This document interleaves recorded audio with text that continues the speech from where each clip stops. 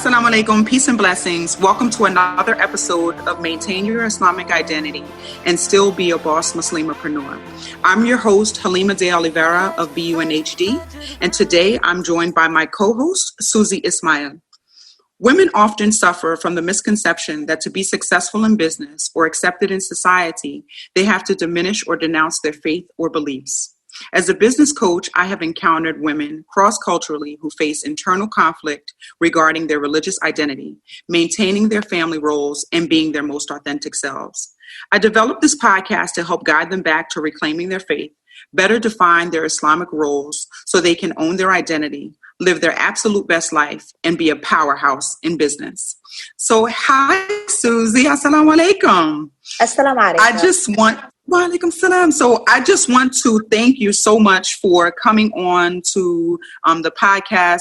And for our listeners, I would just like you to introduce yourself and just tell us about what it is that you're doing.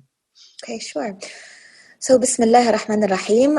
It's really nice to be here speaking with you, Sister Halima. I'm actually very excited to kind of learn a little bit more about you as well and the work that you're doing, because I think the more sisters that we have in that space of trying to make change, trying to make a difference, trying to connect with one another, to lift each other up rather than to put each other down, the more beautiful our ummah will be, inshallah.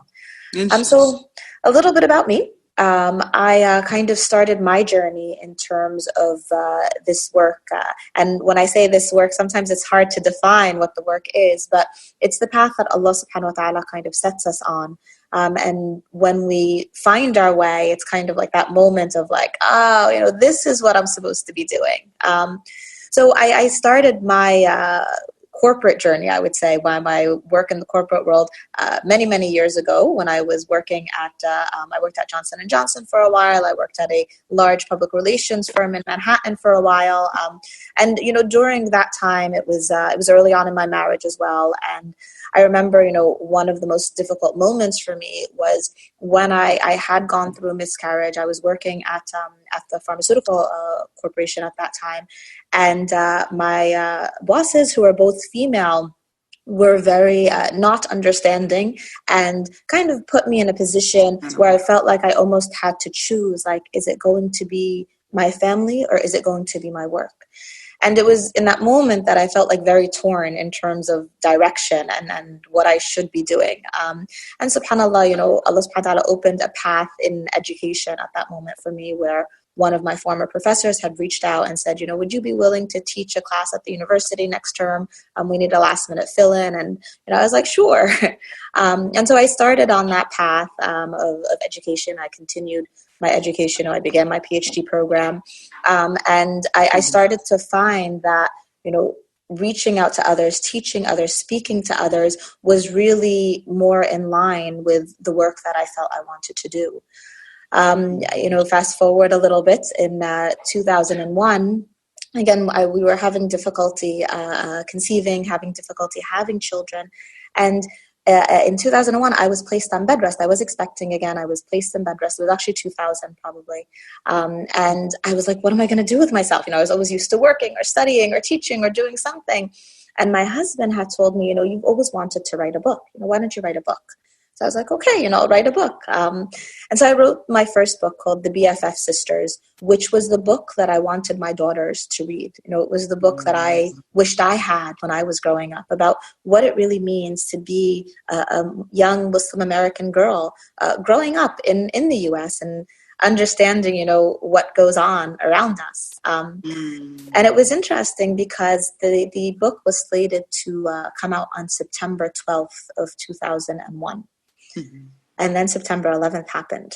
And subhanAllah, it was very, kind of earth-shattering. And I still remember I had my daughter had been born a little bit early. And I was nursing my daughter, and looking at what was happening and thinking, wait, that's the building I used to work in New York, across the street from the World Trade Center. Why is that on television? And subhanAllah, I know a lot changed after that time. My book was delayed and it came out in December of 2001. And of course it came out to horrible reviews. It wasn't the time. Right. devastated. And I was like, oh my goodness, I'm never going to write again. I went back to my studies. We had the opportunity, my husband and I, to travel abroad to live in the Middle East for a while, where we were able, and subhanAllah, it was an opening from Allah subhanahu wa ta'ala to study the deen a little bit more, to study Quran. Yeah. When we came back, my daughter, by that time, maybe she was about 9 years old or so, and she was like, Mom, when are you going to start writing good stuff again? Referring back to my my earlier book, my children's book. And so I told her, yes, now's the time. So I decided to continue the series, The BFF Sisters, and I called around, publishers, seeing what was going to be next. And I found that my previous publisher was not publishing children's books anymore. So I thought to myself, and he asked me, do you have anything in the adult section? And I said, you know what? I have a book about divorce. And I had the idea for a book about divorce, but I had never really sat down to write that book. And subhanAllah, at that moment, I don't know what it is that made me kind of say that, but around me, there were many people that were struggling with divorces, from family members to friends to people that we knew really well. And as part of my research in the field of communication, studying interpersonal relationships was always something that fascinated me. So my publisher was like, give it to us in 10 days and we'll see what we can do with it. And so for 10 days, I began to gather on the keyboard, right? all of the research that, again, Allah subhanahu wa ta'ala kind of leads us in ways sometimes that we don't even realize. Over the years, subconsciously, I was kind of gathering research, gathering data, gathering information about the topic of marriage and divorce without any real direction as to why, but just a feeling that this was something I wanted to know more about. So my first adult book came out in 2010, which was When Muslim Marriage Fails. And it was a period of time where I remember when my first book came out, I called the local masajid. I'm like, guess what? I have a book about divorce. I want to come talk about it. And many masajid were turning me away saying, why are you causing problems? We don't have this problem. Stop planting ideas in people's minds. And it was interesting because the first place I actually spoke about regarding my book was the Roman Catholic Church. And, it's kind of come full circle. When the Pope was visiting Philadelphia in 2015, I was asked to speak at the World Meeting of Families there. But since that time, subhanAllah, in 7 years, 3 books later, after writing about finding the right match, after writing a book called 9 to 5, which I know we're going to talk about a little bit later, I kind of found my path, which was to develop an organization called Cornerstone that really tries to provide the premarital education to strengthen marriages prior to even beginning the marriage, the marriage counseling once a couple is married, and divorce counseling and youth and identity counseling as well from a communication perspective. So that's a little bit about me. I mean, you have said so much and you have no idea how you are giving me life. And what I mean by that is that we are on a similar path. And I am probably you in like the first year or two of when you started your journey, where I'm the masjids are not necessarily talking to me and not necessarily like wanting to possibly hear what it is that I have to say. And again, kind of that same thing where like you're about to bring about something, or you're about to kind of like open up a wound. And what I think that we don't realize is that by shedding a light on it, we actually pull people out of situations and we actually prevent it. And what I love about what you're doing is that everything that you're doing is about education, communication, and prevention. Yes. So I'm not writing this book about divorce to encourage divorce. I'm writing it so that you see what can happen. And, that type of thing. So I too started with, hey, in 2017, I'm writing this adult self-help book, and I end up writing a children's book.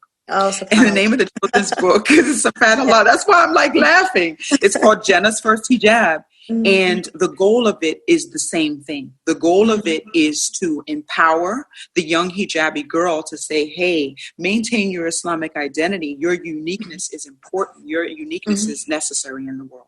So with that as, a segue, and I love that you and your husband went abroad and studied the Quran, et cetera, et cetera. So, I will bring some Quranic verses a little bit later just to kind of talk about how it correlates. But what I want to talk about is what you feel woman's role is in Islam, and how does it kind of, spill over into business and into possibly, if she's in corporate America, how does it spill over into that? Okay, so I think, one of the most common misconceptions that we hear in descriptions of women in Islam, and it's something that regardless of what position we're in, we've heard it, we've read it, we've seen it, is that the woman in Islam is oppressed, or that the woman in Islam is not allowed to fully experience the opportunities that a woman who does not practice Islam may experience. And I think for those of us who are Muslim, who understand our deen, we know that there is nothing further from the truth. That our Islam, our faith, is something that elevates us as Muslim women.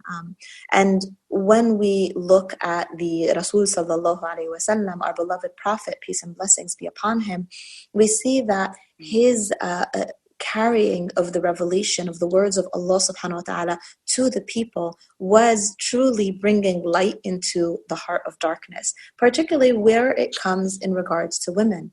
At the time of the Jahiliyyah, for example, which is the period of time prior to the advent of Islam, female infanticide was frequently practiced.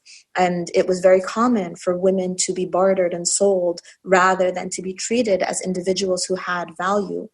And one of the first injunctions that was revealed in the Quran was the verse in the Quran that says, وَإِذَا الْمَوْءُودَةُ سُئِلَتْ بِأَيِّ ذَنْبٍ قُتِلَتْ, that when the infant child, the female infant who was buried alive, asks, for what reason was I killed? And the verses continue to explain the grave punishment that will come to those who practice female infanticide.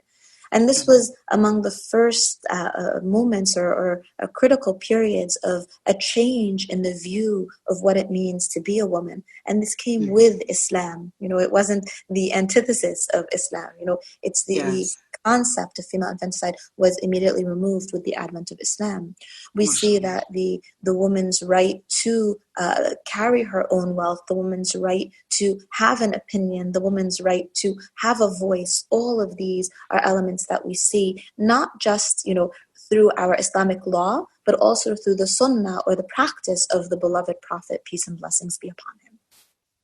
So how does it carry over into the corporate world? I guess that was the second part of the question that you had asked. I think, as I said, from personal experience, I kind of got to see what the world looks like when you're working for a big corporation that is driven by numbers, that is driven a lot of times. And as much as that corporation may have family policies in place, may have advocating for family and women's rights, there is still that essence where you do have to be placed in a position at times where you feel like you have to choose. Am I choosing family? Am I choosing my job?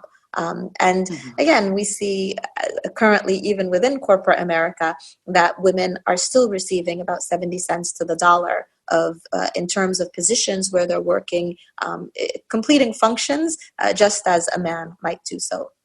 I think as Muslim women, part of carrying that strength that Islam has given us, or that confidence in terms of who we are as women, we carry it into everything that we do, or we should carry it into everything that we do. Absolutely. By having full confidence that we can work in the corporate world, we can work in society, we can work and use those talents that Allah subhanahu wa ta'ala has given us. Not only we can, but we should.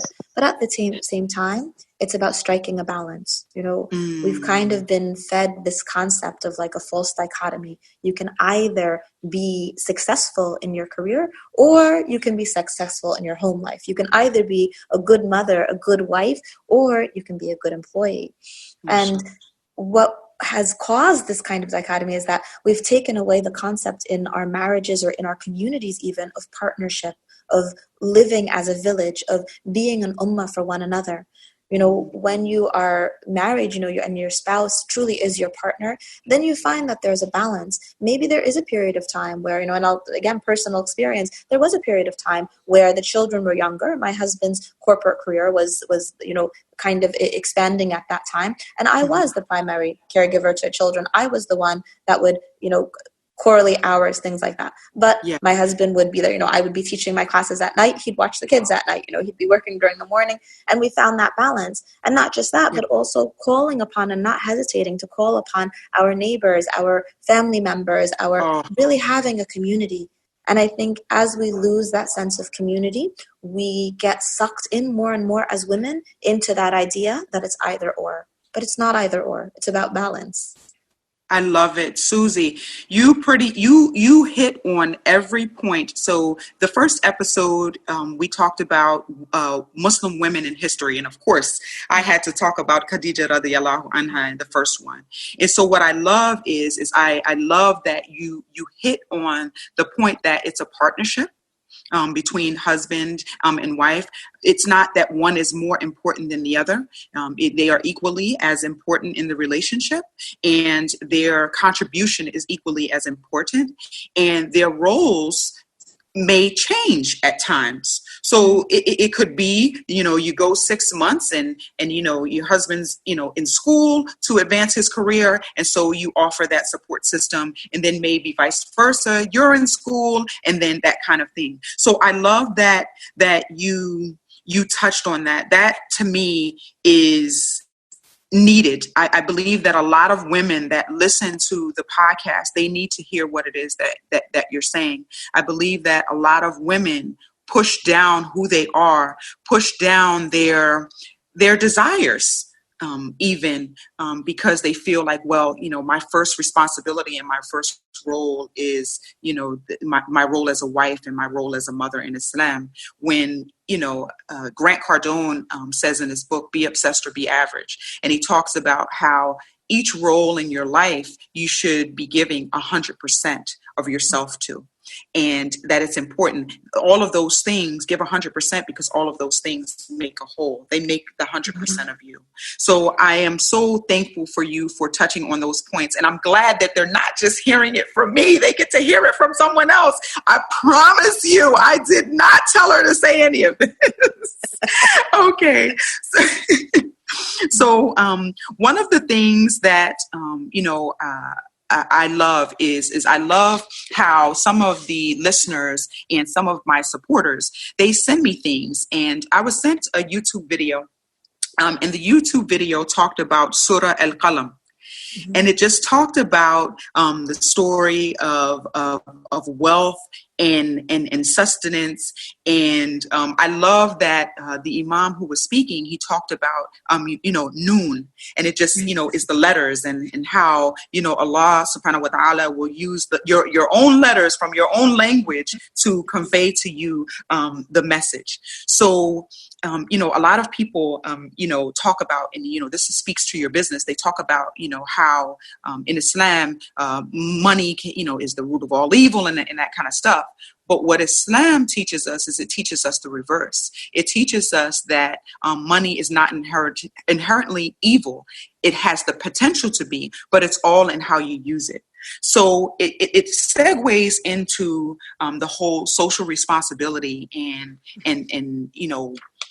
what you feel, and I too feel is our responsibility, our social responsibility as women in business.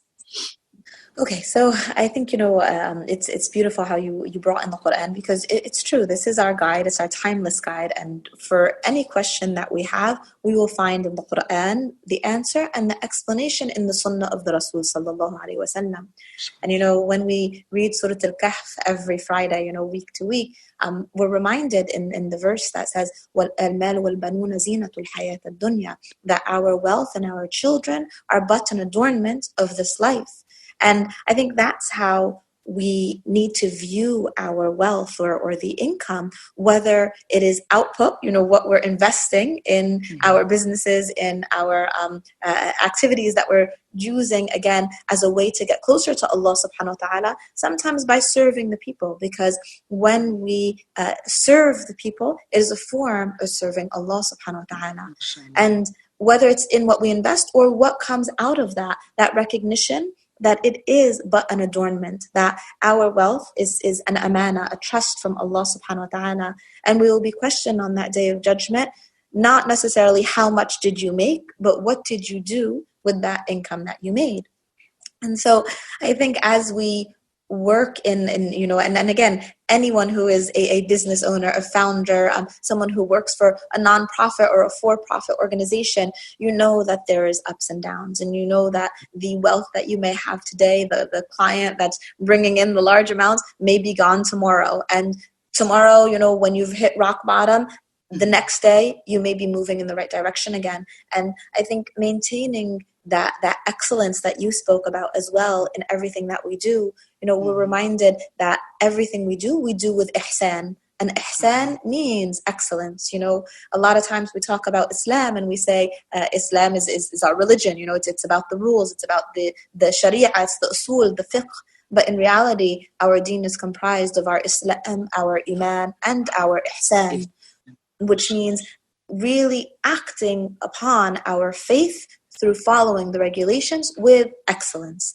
And so even when it comes to our wealth, ensuring that we are consistently trying to have that excellence, but also having that tawakkul, having that anchor in our heart that Allah subhanahu wa ta'ala is the best of all planners. And if we have a bad week, a bad month, a bad year, that's not a point for despair, because Allah subhanahu wa ta'ala reminds us, لا تقنطوا من رحمة الله. Do not ever despair from the mercy of Allah subhanahu wa ta'ala.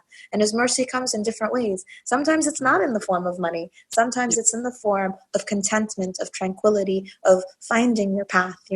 When you leave the corporate world to work in a nonprofit or to work in the Muslim ummah, honestly.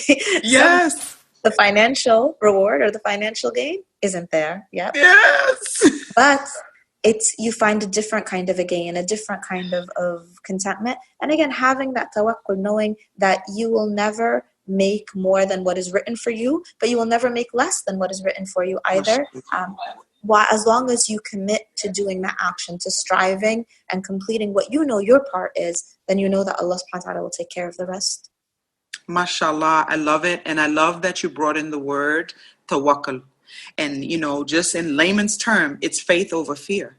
If you have the foundation and you believe in Allah subhanahu wa ta'ala, and for those of the listeners that are not Muslim, if you believe in your deity with, full, belief, that you should know that He will not leave you. He will not leave you, like you said, in the place of despair. He will only have, good for you on the other side of that. And the Quranic verse that, I just want to bring in, there are actually two, is in the Quran 18:28, and it's to seek Allah's face in everything that you do.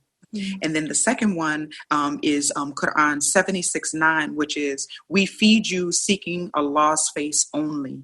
And it speaks to everything that you just said. And how perfect is Allah subhanahu wa ta'ala, even in how we met, and even in how this conversation, I did not tell you, everything. I did not give you the questions, and how everything that you did, everything that I already had prepared questions, you're just bringing it out. And that just lets me know that we are both on the path that Allah subhanahu wa ta'ala has us on.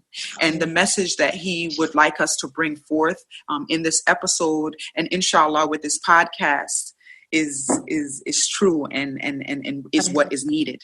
I want to segue a little bit before I ask you the last question, and just talk about your YouTube channel and talk about the 99 names of Allah.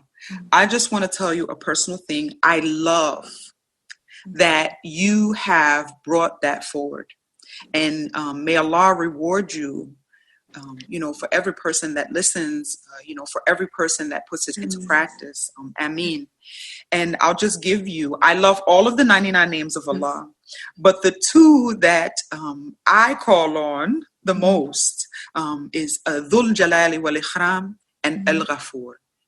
And so, and the last one that you, I believe, posted was El Shakur. So just kind of, with those three, just kind of give me your understanding, but also just your what your belief is, or what your understanding of those three are, and just kind of give that to the listeners, please, inshallah. Yes. So the recording of the 99 Names Initiative, it began in Ramadan, and it was really more of a personal kind of journey for myself with my three children. Alhamdulillah, they're all, my oldest is heading to college in the fall, so my middle one's a teenager, and then I have my youngest. But they're all in that stage of their life where they're beginning to explore their own path, their own journeys. And we thought it would be something nice to do, in Ramadan together. So my son was my photographer, my daughter was setting up backgrounds. And again, it wasn't necessarily something that was intended to be about public consumption or about what people would think, but more for my own knowledge and benefit of being able to understand how we can incorporate those 99 names of Allah subhanahu wa ta'ala to better our relationships, to better understand ourselves, our homes, our families. And it initiated because those first names of Allah subhanahu wa ta'ala, Ar-Rahman, Ar-Rahim, the most compassionate, the most merciful. And those names are names that we call upon Allah subhanahu wa ta'ala with so frequently. Before we begin anything, we always say Bismillah ar-Rahman ar-Rahim. In our salah, we are reminded Bismillah ar-Rahman ar-Rahim. And there's something very beautiful about that reminder that Allah is the most compassionate. He is the most merciful. And in His divine wisdom, despite the fact that there are 99 names, those are the two that we're commanded to call upon Him with the most frequently. And it's a reminder to incorporate compassion and mercy in everything that we do, as well as in that divine connection.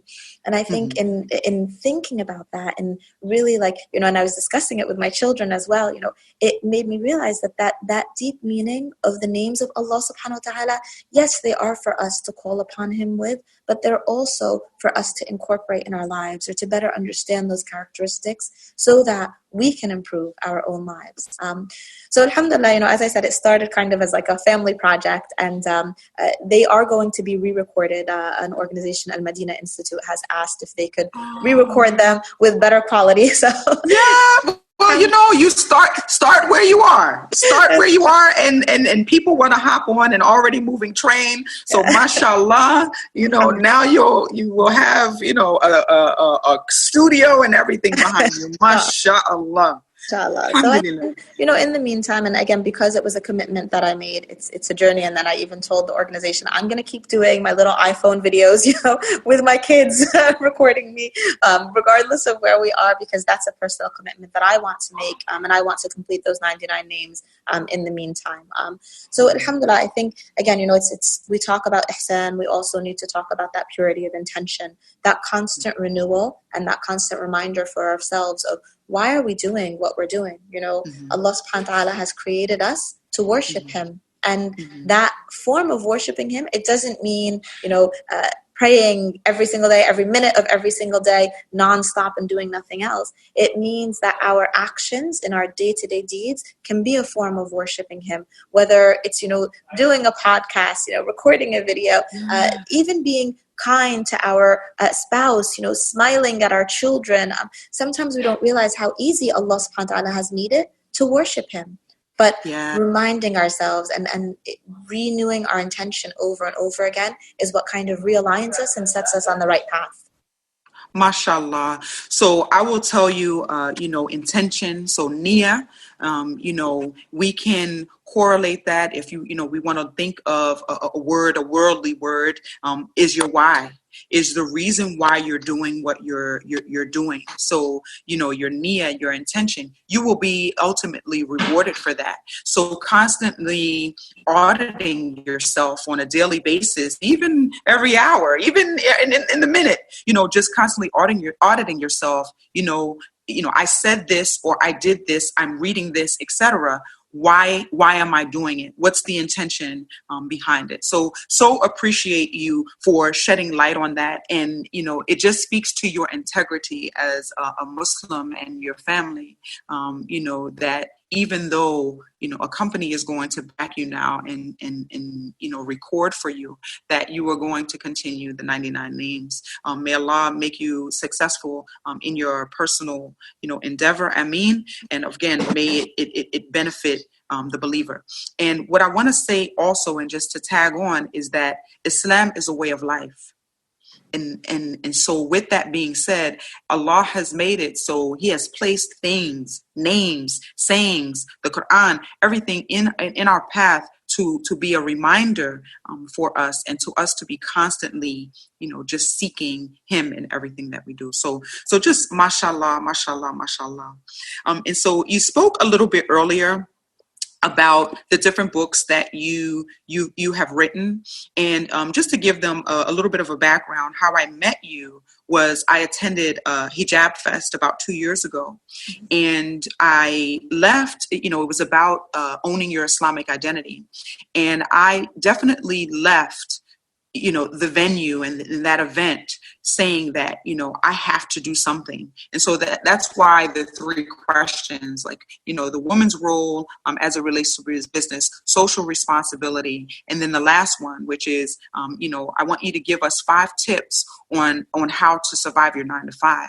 Because I left that saying, I have to do something about this. I have to make sure that, I am changing the narrative, and that I'm helping other people to become the best versions of themselves. So with that being said, just please, just if you can impart on us, from your infinite wisdom, inshallah, just some 5 tips on how to survive your 9 to 5. Okay, so I think when the 9 to 5 book was written, and it's called 9 to 5 Muslims in the Western Workplace, it came out in 2011.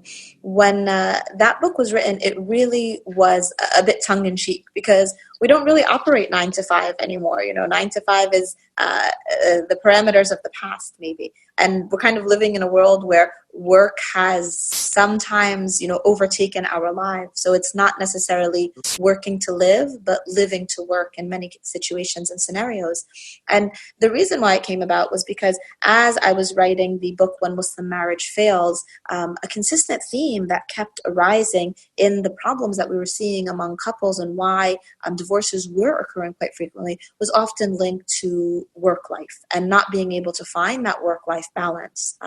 So the 9 to 5 book is actually broken into 10 different chapters of 10 different scenarios, 10 different career paths that people have followed, and where they may have run into difficulty or trouble in those career paths, in balancing life and finding that way of maintaining Islamic identity, but also maintaining that integrity and that ihsan in the work world as well. So 5 tips that I'd probably want to talk about. The number 1 tip is definitely that intention, that niyyah that we've spoken about, that, again, consistently reminding yourself, why am I doing this? What am I doing this for? And of course, there is nothing wrong with your intention being, I'm doing this so that I can provide for my family. In that, again, you're gaining good deeds. You're getting closer to Allah subhanahu wa ta'ala, because you are prioritizing why you are working. If you are working in a position and you're saying, I'm doing this to provide for my family, but I'm also doing this because it helps me as an individual. I feel connected to this line of work. I feel like I'm following my calling. Then that's a bonus, Wow. If you are working in a position, though, where you feel like you can't say that the job itself is enriching, that the work itself is enriching, that doesn't mean, okay, quit, because we can't always do that. We're not always in that position at that moment. But find something about the work that you do that can give you that connection, that can give you that feeling of purpose. So let's say you are working in a corporation, and I gave the example of the corporation I used to work in. there was a very active social justice type of a committee or group in the corporation. And we were always kind of advised that if you want to do more, get involved. You can be part of the 5K that's going to raise money for this charity. You can be involved in this project at work. And it wasn't necessarily directly related to the work that I was working in, but it gave you that extra boost, that feeling of, you know what, I can make a difference, maybe even in the position that I'm in. So that's number one, clarify your purpose, understand what you're working for, why you're working, and always anchor the answer to that question back to Allah subhanahu wa ta'ala.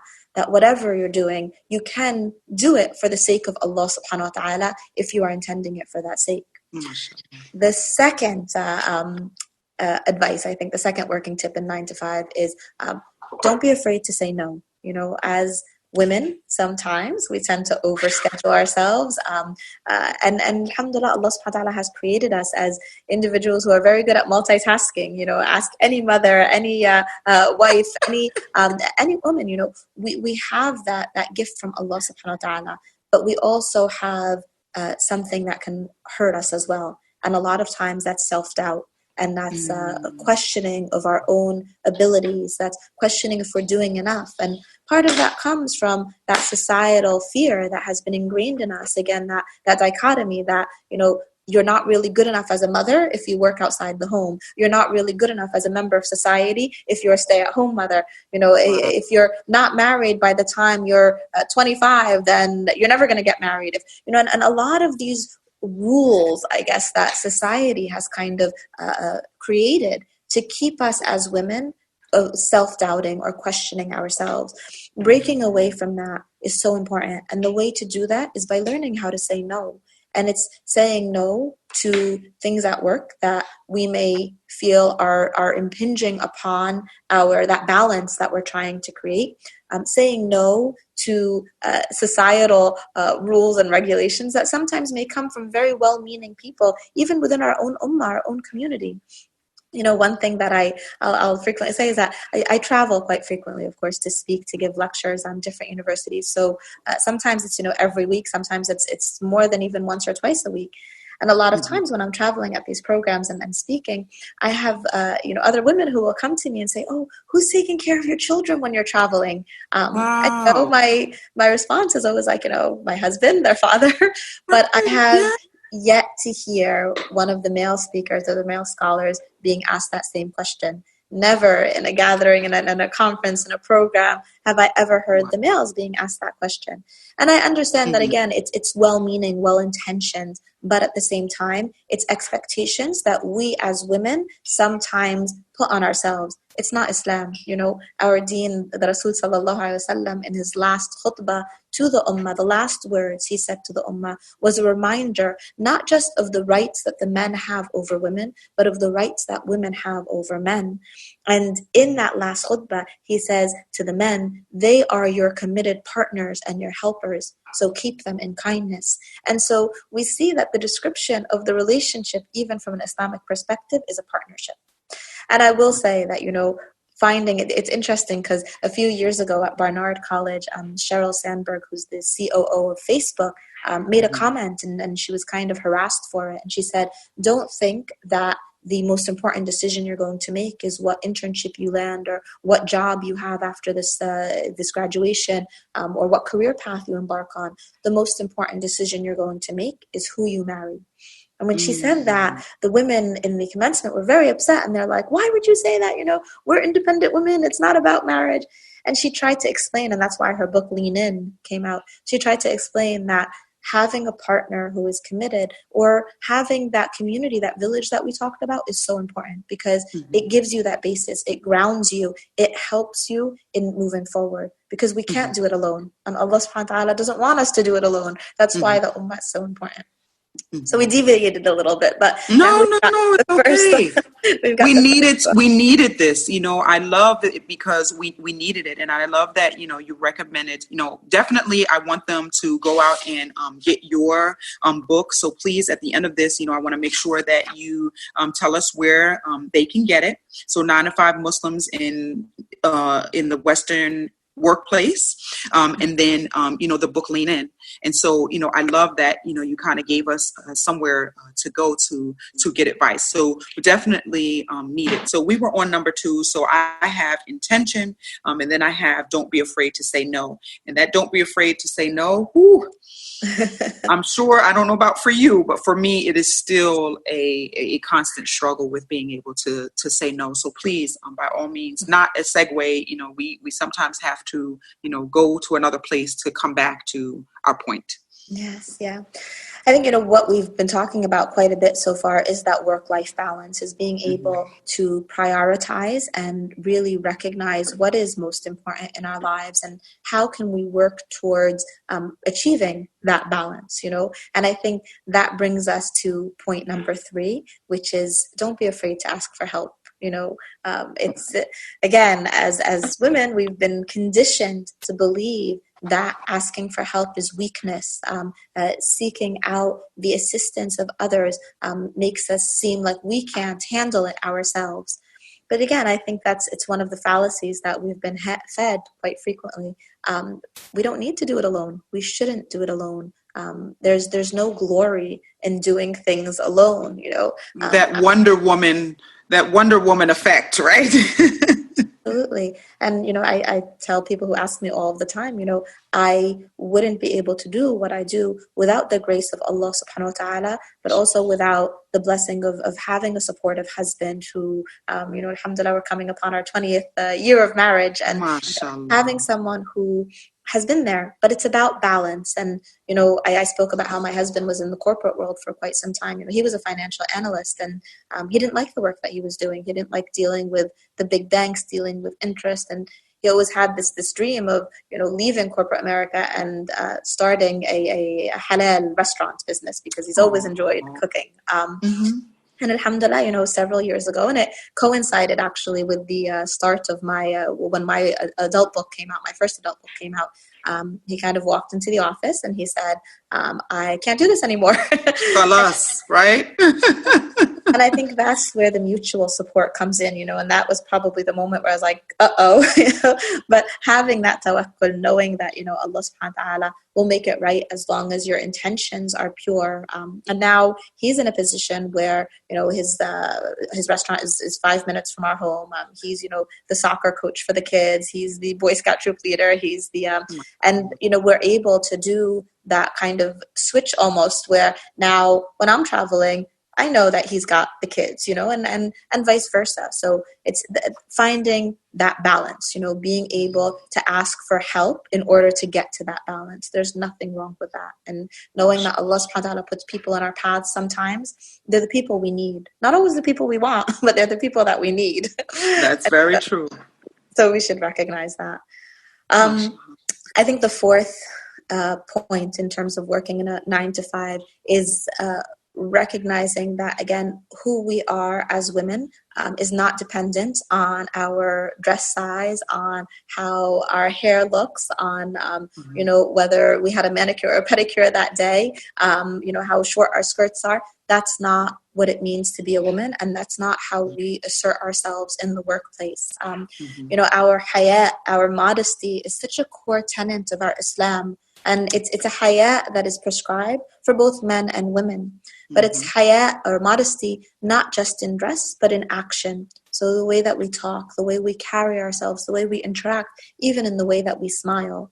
So, I think this is probably like one of the most important tips for us as women and for the younger generation of women. And I tell my daughters this all the time as well, you're more than just what's on the outside. And because Allah subhanahu wa ta'ala recognizes that and reminds us of that consistently, that element of modesty is encouraged, because it's what allows us to be viewed and to carry ourselves as women who are intelligent, who have education, who don't need to utilize, the blessing of Allah subhanahu wa ta'ala in our beauty, maybe externally, because we have so much beauty on the inside. So don't sell yourself short by getting sucked into the immodest world that we sometimes surrounds us in the 9 to 5 experience, regardless of the position you work in. Maintain your haya, maintain your modesty, carry that with you. It will take you further, I promise, than selling yourself short and going against the commandment of Allah subhanahu wa ta'ala. And I think the final tip, I guess, the final 9 to 5, is it really ties into the podcast theme. It ties into the work that you do, Sister Halima, being you, you know, just really being you. Don't make me cry. Oh, and I mean, I think, again, sometimes we spend so much of our lives as women trying to be the person that our moms want, that our sisters want, that our society expects, that our boss expects, that our husband expects, that our children expect even. We don't have to mold into any of those roles, because Allah subhanahu wa ta'ala reminds us in Surah Al-Ahzab, in a verse in which He talks about the beauty of actions and deeds, that it's the merit of our deeds that's most important, when He reminds us that the believing men and the believing women, the practicing men, the practicing women, the men who guard their chastity and the women who guard their chastity. And the verse continues by speaking about both men and women, and in the end, Allah subhanahu wa ta'ala reminds us that there is great reward for those who do good, whether they are men or women. So be you, you know, and to follow the path that Allah subhanahu wa ta'ala opens up for you. And that's Mashallah. it. I love it. And Suzy, you know, I don't want to hold you up too, you know, much longer. You know, I promised you it would be 60 minutes and we're probably going to finish just under that, so that I can go ahead and have you get back to your busy day. Because one thing that people do not know is that when you are a full-time entrepreneur or you're in business, there is no such thing, of course, as 9 to 5, and there's no such thing as a 5-day work week. You know, I want to just, just ask you to tell us, where can we find you? And then how can we support you? And definitely for your book, just, you know, where can they go ahead and purchase that? Okay, thank you. So, you know, where I am now is definitely fully immersed in my organization, Cornerstone, which is as I mentioned, it's a faith-based communication counseling program. We actually have 3 offices now in New Jersey, alhamdulillah. I just got back from Boston, where we trained a group in Boston to run their own Cornerstone there as well. We'll be opening in Canada soon, inshallah, and in a few other states. So the focus of Cornerstone, as I said, is that counseling, but we do a great deal more in terms of education and training and really helping people improve their lives and their relationships with others. So you can find information about Cornerstone if you visit our website at cornercounseling.com. In terms of my books, I believe they're available everywhere. You can purchase them from the publisher directly, or I'm told they're cheapest on Amazon. So you can find all 4 books on Amazon. That may be the best way to do it. You can order them from Barnes & Noble, I believe, as well, and other booksellers. In terms of videos, yes, you can subscribe to my YouTube channel. My daughter put that together, so I'm technologically a little bit old-fashioned. So, but you're welcome to subscribe to that. You can follow me on Facebook, on Instagram, and I think that's about it. Okay, mashallah, jazakallah khair for, imparting your knowledge and just, the wisdom that you've gained, over the years. And again, I just feel as a Muslim woman, and I hear it in everything that you're doing, that it is our responsibility to teach others, just kind of, to stay in the way of Allah, hang tight to the rope of Allah subhanahu wa ta'ala. And so I am so appreciative of you coming on, and definitely love your show. And if in any way I can support you, if you need a volunteer, et cetera, I just want to let you know that I am available. And it is my prayer that we were able to, impart knowledge on everyone, and also, anything that, we said that may not, come from Allah subhanahu wa ta'ala, may He forgive us, and may He bless us with the knowledge, inshallah, in the future. And thank you so much. It was nice talking to you, Sister Halima. Same here, inshallah. Assalamu alaikum wa rahmatullah.